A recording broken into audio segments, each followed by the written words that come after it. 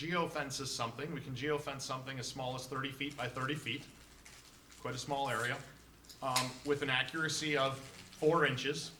So if you look at the length of this pen, we could have you in my target, out of my target, in my target, out of my target. 4-inch accuracy. Pretty good. The difference in geo-targeting and geo-fencing, and these terms tend to get bounced back and forth sometimes.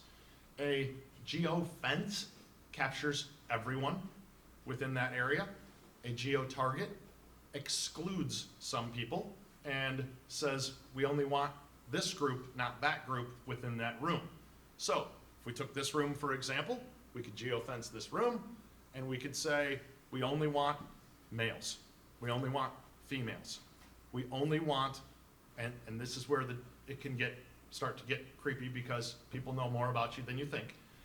I could literally make a data set on this room, and I could say I only want males who drive a Ford, make between $50,000 and $75,000 a year, like Wendy's, do not like Subway, have 2 children, have recently visited Sam's Club. There's over 1,500 things we can combine all together to where you have the perfect prospect. But how does your phone know that? Your phone doesn't know that, but remember your phone is connected to all your other devices, and everything you do goes into a data profile. Did you use a debit card today? Nope. No. Credit card? Yes. Online payments? All that goes into a data profile, nonstop. They don't know if I have kids or not. But your credit profile does. How does my credit profile know if I have kids? They know based on purchase cycle, they know based on their, So let me tell you this. okay, American Express sent my cat a credit card application. yes. I'm not saying American Express does good to target marketing, but I'm telling you the data is available, yes. So these terms, as far as geo-targeting, is this all like utilized on the Google My Business, or how do we put in that search criteria so that our business is like seen under those? On Google, Yeah, just wherever across the web, like like on Yahoo. okay. With First thing, that goes to SEO within your site, and SEO is search engine optimization. It's built on the back end of your website. Helps with your Google searches. Your Google reviews go to your Google to show how high you will rank. You need those reviews. A 4.8 will rank above a 4.6 90% of the time, but the 4.6 with decent SEO can beat the 5.0. So and the algorithm Google uses to show search changes on average 3 times a day. Yes. If you use WordPress on your website, when you're doing the SEO optimization at the bottom, it will show you your power and the areas that you're failing in. Yep. Maybe I answered my own question, but I think there's more to it than that. It's a longer. It could be a 3-hour topic on its own. Yeah, but yeah, that's a starting point. Is keyword optimization and some things like that. It's non-stop because it changes on average 3 times a day. The Google algorithm. So there's multiple ways besides Google, just to clarify. Oh yeah. Remember, as far as search, Google controls 92% of the search done in America, in the U.S. Outside of the U.S., their numbers tend to drop. But Google controls 92% of the search in the U.S. So it's what most people pay. When you perfect Google, then move to other stuff. It would be my recommendation. So I have a question. Okay. When you click on Google, you get a whole lot of stuff. Are they recording that somebody is recording that you clicked on Google? Yes. It gives you a whole lot of Yes. information? Yes. Who has retail here? Who's doing retail business? A little bit. Okay. What's that? Will be soon. Who would like to target their competitors? So we can also just like you can run a geofence and capture people in general, you can capture your competitors. So we could run a geofence on your competitor's business and say, hey, my sandwich shop is better than their sandwich shop, and you like sandwiches because you were there buying sandwiches. So I want to show you an ad for my sandwich shop, so you come over here. That's actually the one I really detest. Yelp does that. They tell you that they will, Yes, ma'am, they do. and I won't do business with Yelp because of that. And the nice part of this as well is we then take the geofence and reverse it. So in most situations, we're trying to run a competitor, we will geofence your retail location. And everybody's question is always, I don't know if my advertising is working.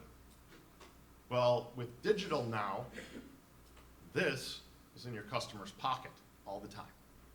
So when your customer that you targeted at Sam's Sandwich Shop comes into your place called Tony's Sandwich Shop, it goes ding, because this is there, and we have a report that says X number of customers that we found at Sam's came to Tony's, so you're able to know if your ad dollars are working or not.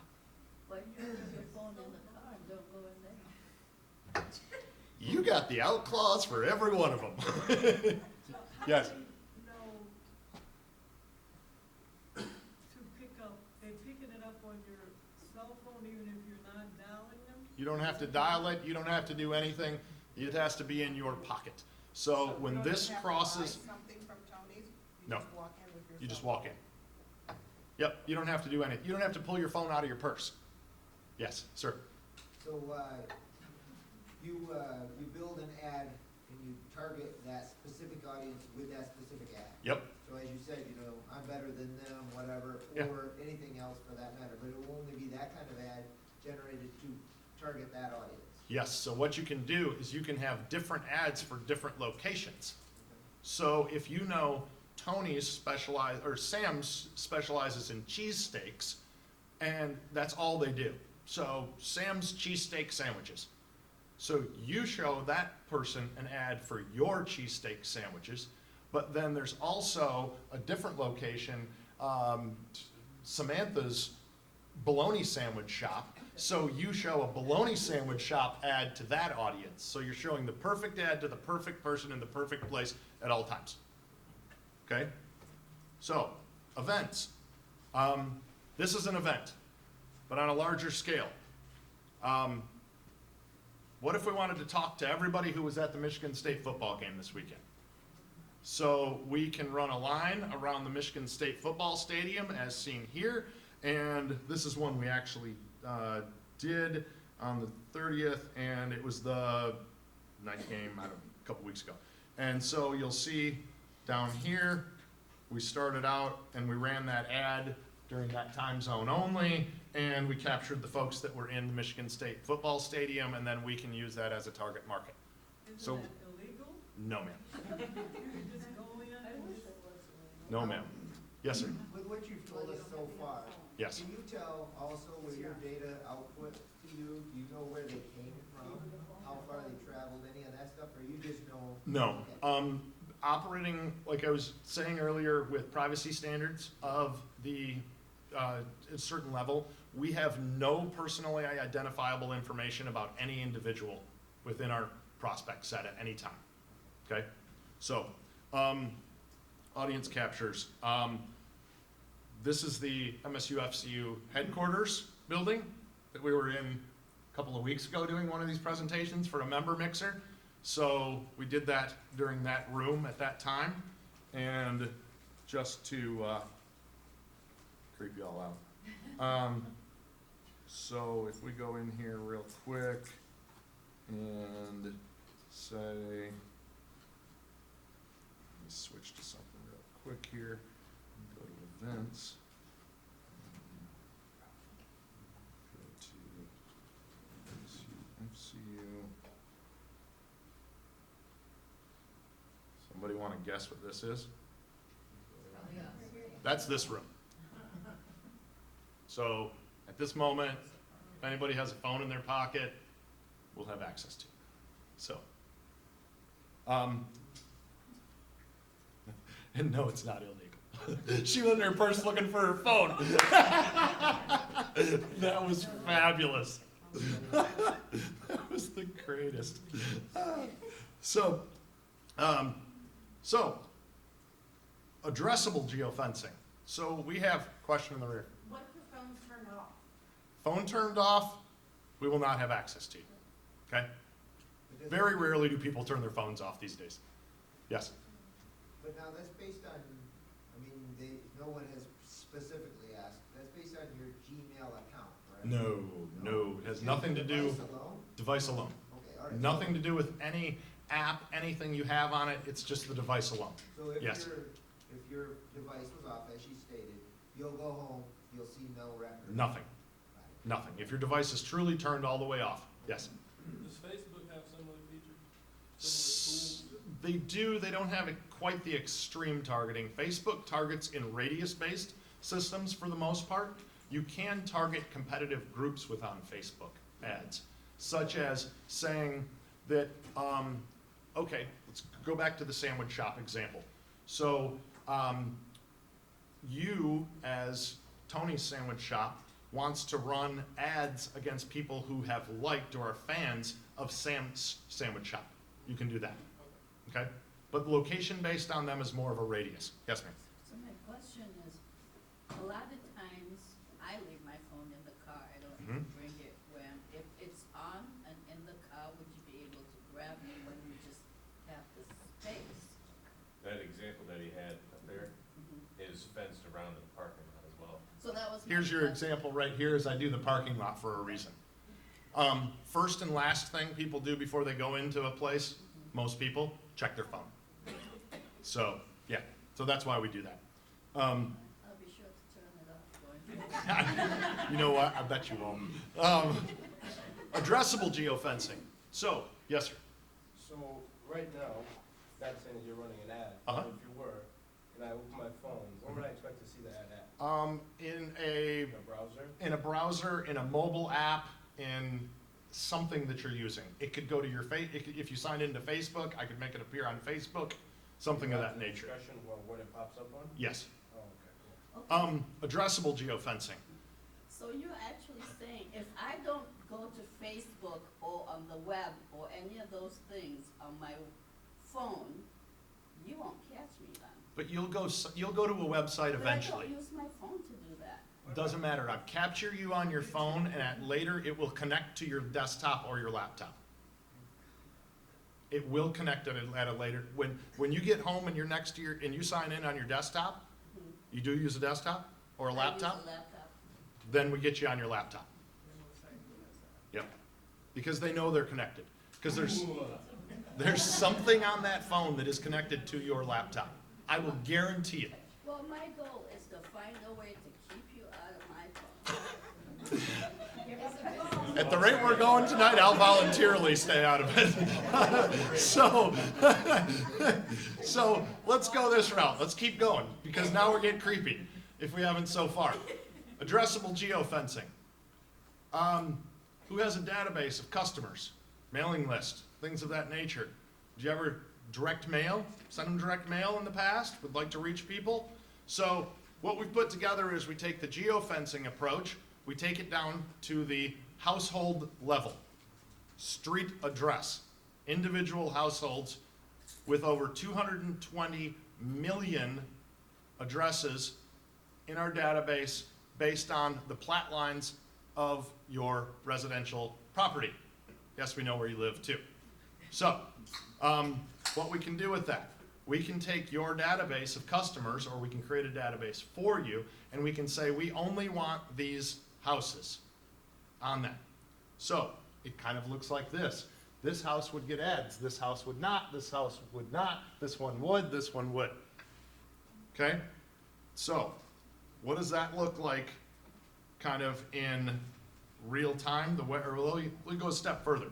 How we do this, we first upload the address list, it converts it to a physical address, it then cross-device matches to all your devices. They do not have to be at that property address.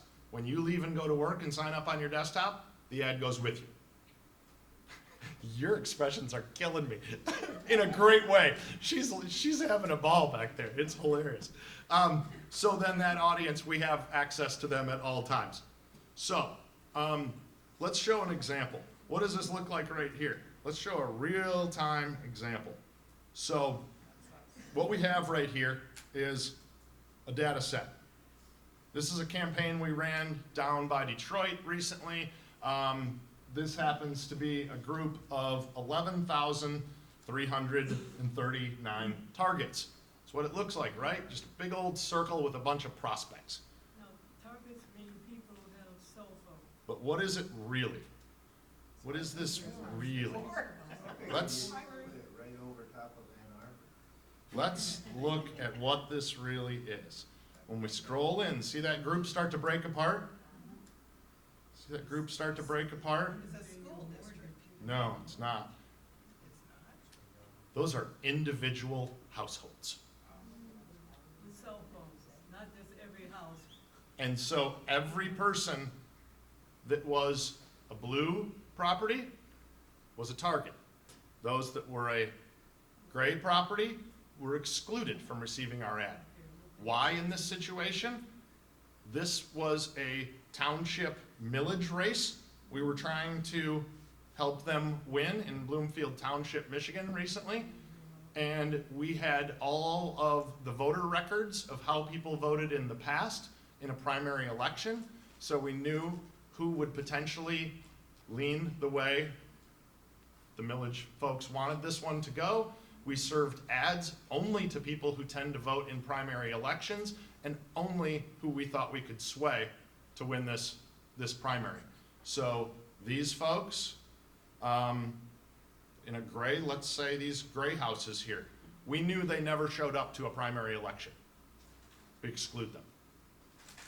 So, but you can go right down to individual street level and you know exactly who these folks are. So how do you get all this information? It just seems illegal that people can just, It's not. That's the simple answer, is it's not. Yes, ma'am. Can you Public record. Yes. just let them realize that too, it's not just the phone that you're targeting people on, they could be on their laptop. Yeah. and you don't have Laptop, to be desktop. on. Is that correct? Yeah. Laptop, you don't even have to have a mobile phone. We can get you, especially when you go to your household level. You can get into our data set, and it is all public record. All your voting records, public. To the campaigns. I can't go in and get your voting records. Let's not open a can of worms that'll cause us another. if they wanted my voting record, they could just have my name and go and pull up and see. I don't even who I need your voted name. for. I can get I can do it based on your address, but based on your address, I would then know your name, and we would know what elections you voted in and how you voted in every one of those. What was the outcome? Did the millage pass? Being that I told you where it was and what it was, and I'm not telling you which side I was on of where we were trying to get it approved, I was not on it, what we were hired to do. We've been on some winners, we've been on some losers, but on that. I won't tell you what we did on this one, because that would maybe be personal identifiable. Yes, sir. So here, you're pushing ads. Okay? Is that correct? You're pushing ads, or you're having them they're not click-based in any way? This is just your demographics based on the type of people you've identified in certain areas, and you're pushing an ad to them. To them, yes. That ad has to, every digital ad we serve legally has to click through to a valid landing page of some sort. In this situation, the township was backing the millage proposal. It went to information on what they were asking people to approve, or the yes or no on the township website. So now, so far, I mean, at this point in your presentation, in order to be able to be a part of pushing this ad, Mhm. you would have to have a place to click to. Okay. You have to have a web page of some sort, Okay? and then you'd also have to have a Google Business account of some sort or something. Don't necessarily have to have a Google Business account. Okay. It's just a really helpful thing in general when people are looking for you on the web. That has nothing to do with the marketing end of it. That's just me telling you, people are looking at this nonstop, and it's free. Okay? So can you go say in the Sam's and get their records as to, what I bought? Did I buy pork chops? Did I buy baby diapers? This and that? Is that the kind of stuff? Because it just seems like sometimes I go someplace, all of a sudden I'm just getting, You there's are. a lot of Yes, they know what you bought. If anybody's utilized direct mail, oh, I'm sorry. How scared do we need to be of social security numbers? Can you speak up? She asked about social security numbers. No problem whatsoever. You, Everybody doesn't know them already? no, well, they may. Your credit profile is linked to everything, so, and that includes your social security number. But ads like this would have no way, there is no personally identifiable information that comes along with any sort of advertising in this, any way, shape, or form. Your phone is anybody's phone these days. If it's a flip phone to the latest, greatest Apple product that just came out, that data's encrypted. Anything is encrypted. No security worries in that way at all. So, direct mail, if anybody likes to do direct mail, combining that digital to an individual household with their mailer, studies show results of that will increase 28%. You're hitting them multiple ways. The other thing you're doing with that is you're also, when we deliver digital to that household, if we don't put specifications on sex or something like that, you're now talking to both decision makers. So You're assuming this too. I'm assuming, yes, but we're talking to multiple decision makers. Audience builders. So we don't have a database. We just want to figure out who's our personal audience. We can combine any type of data together to put ads in front of individuals. So we can simply go in, pick any geography, and then we start building a target audience of those individuals. So we can say we want residents, or we want renters. We want employees, or we want guests. So in business, we work with a lot of people. Topic Renee was talking about earlier, recruitment. People are having a hard time finding employees these days. We work with a whole lot of people who are now, we specify employees only, and the way we do that is we say, we only want to serve ads to people who show up at this business 3 days a week or more. Your average customer doesn't go 3 days a week. So we know they showed up there 3 days or more. The employees of my competitor can now get an ad saying, hey, we're hiring, come work over here. So we're stealing employees from competitors. Was that fun? Yes, ma'am. So when you say we are, is that your business that's Yes. doing that? Yeah, we do quite a bit of recruitment for folks. Or any of these ads that you're building and targeting, that's what your business does? Yeah, we It's place not and like execute. we Yeah, all do no. that. You can, your businesses can. You have access to do that. So in building an audience, so in this situation, you're able to go in, you can say, okay, we wanted how many households, we just wanted these postal zip codes, and then we start adding to build the perfect customer. So in this situation, we started with 2 zip codes. Then we added it and said we only want 35 to 44 and 45 to 54. Then we added it here and said we only wanted females. We only wanted those who had interest in biking and gardening, and we excluded those who had a high school education or a GED. And it told us we had, in this 2 geographies, 1,058 households left, and it told us exactly where they were. So we created a perfect audience, and then we served ads only to our perfect audience. How did you get something about GED? Because not only do we know that you bought the baby diapers at Sam's Club, we also know your education level. We don't, but the systems do. So if your database that you end up with this, if you end up with a target audience because you narrowed it down so small, that's less than 1,000 people, it will not generate a map like this. It becomes too personally identifiable. It will only do it in groups of 1,000 or more. So, yes, sir. Now, on that, you were saying earlier, I believe anyways, that this is something that you can save and retarget later. Yes. Like you did with the location here. Uh-huh. Now, if you're having trouble with getting the people that you really are hoping for, Mhm. and you still stay above 1,000, so that it's not too personal, can you take out some of those people then? Yes. You've already serviced them, they're a customer now. and Yep, you remove them and you keep going with other folks. That's cool. Yep. Tracking of all of this. What we can do as well, we have here a couple of just, we talked about it earlier, what we call a conversion zone, where we can tell if people show up or not as well. For an example here, this is a Chevy dealer. This is Shaheen Chevrolet down in South Lansing. Most of you probably know where it's at. If we captured people in any target zone, we can tell them how many people who saw an ad ended up on the lot. I was on the lot. Yeah. Well, if we showed you an ad, we would have been able to tell Mr. Ralph that you were there. So, now, we'll go to the scary part that's not available yet. So, this is available, it's not turned on. As a whole, the industry is still holding certain things back. So when we show you an ad, we can do so, let's use this car dealer for an example. So, we know you did a Google search for a gray F-150. I don't know, I'm making something